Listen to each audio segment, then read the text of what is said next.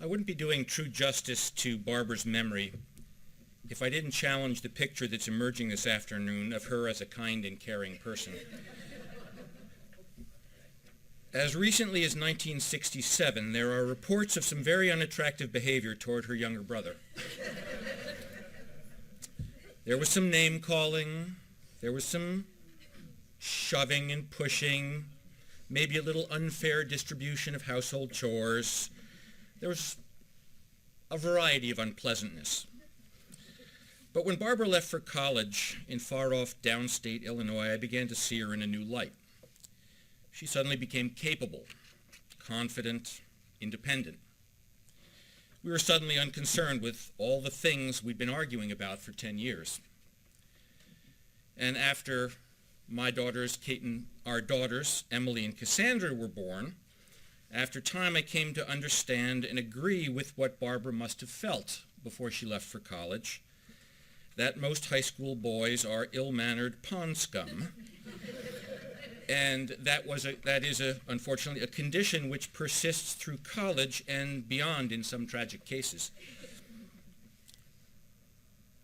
Since that time, I've learned 3 things from Barbara, just by bearing witness to the way she led her life. Here's the first.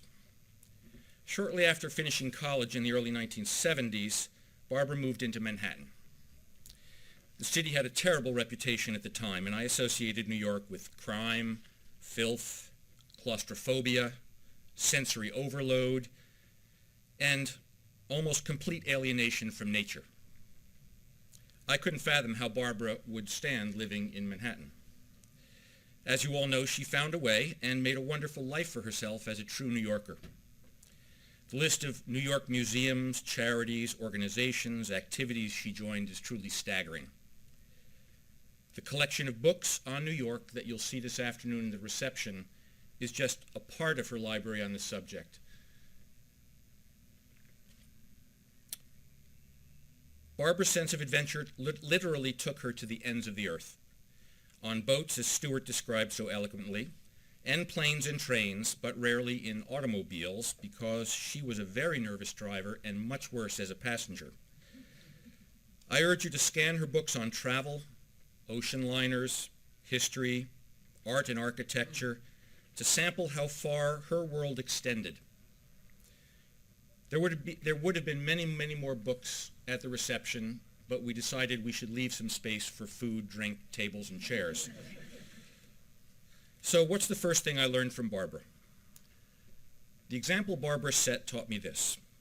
Although the world can be a very large and often strange place, that alone doesn't make it scary or dangerous. That your curiosity, spirit of adventure, and the common sense our parents gave us would open a world of wonders. The second thing I learned from Barbara was that you could lead a generous and giving life without depleting yourself. I'm not referring to just charitable giving, though the list of charitable causes she supported each year is extraordinary. Barbara gave her time and attention to people at the office, at home, in her neighborhood, and on her many travels. The comments on her Facebook page, the messages in my inbox came from friends, many friends of friends, all of whom had stories of her exceptional kindness. There were bags and boxes in her apartment filled with cards and letters from people around the world, most of them expressions of thanks for some act of kindness, or just for being the kind and friendly and open person she was. Barbara wasn't just a giving person. She was smart and resourceful and was willing to share what she knew. When I was in college, Barbara visited me in Ann Arbor to see our cousin Bette Midler perform in concert. Yes, that was New York name-dropping. My then-girlfriend, Andrea, was struggling with her academic direction. After a day or two of getting to know her, Barbara suggested a career path that literally has changed her life. As a proud New Yorker, she wanted everyone to benefit from its richness. Sometimes this meant taking visitors on tour to its hidden treasures, as several speakers have mentioned. Sometimes it meant offering her apartment to someone who needed a place to stay when they came to New York for special medical treatment. There are many such stories, and I hope we'll be sharing them during the reception. And Barbara was generous with the gift of laughter. She found humor, sometimes sick humor, in all sorts of things, and she could keep me laughing with one story after another. Her generous, positive spirit seemed to have no limit. But the third thing I learned from being close to Barbara is something I have never understood, and I'm going to struggle with it as long as I live. I learned from Barbara's example that you can love the people who are close to you and be loved by them in return while still not loving yourself. I said in my welcome this afternoon that Barbara would have loved planning a special event for a friend, but she would have hated being the object of this attention.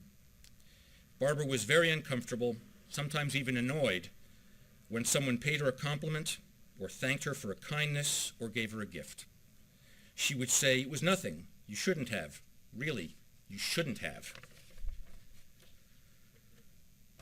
Her family and close friends were aware and concerned that Barbara never went to doctors. No mammograms, no pap smears, no routine blood tests, no colonoscopies after 50. She never did the routine, sensible, necessary acts of self-caring that most of us accept as adults. I don't know if she knew how sick she was becoming over the last few years.